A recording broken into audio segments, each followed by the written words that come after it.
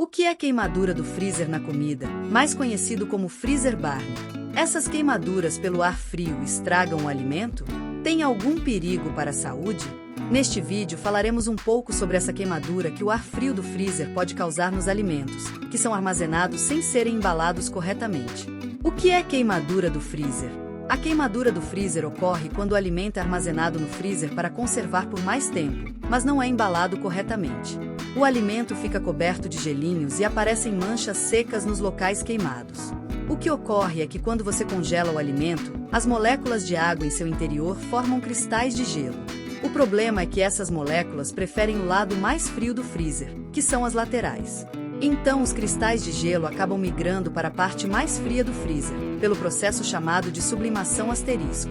E a parte do alimento, que perdeu essas moléculas de água, fica desidratada, ressecada. O resultado é a queimadura do freezer.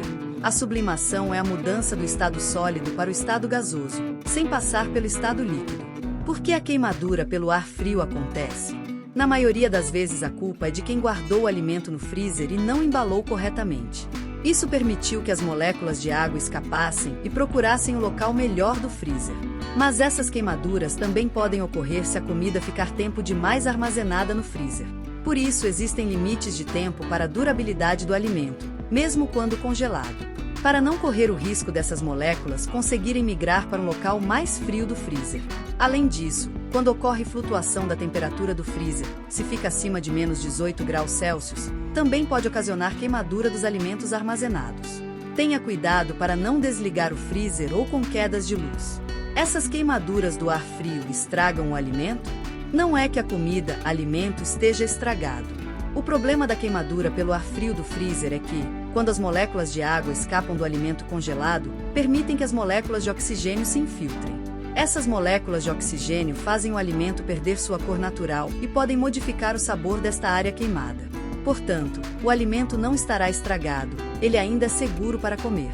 Mas o sabor e textura desta parte queimada estarão desagradáveis. Corte o pedaço queimado pelo frio e prepare o resto.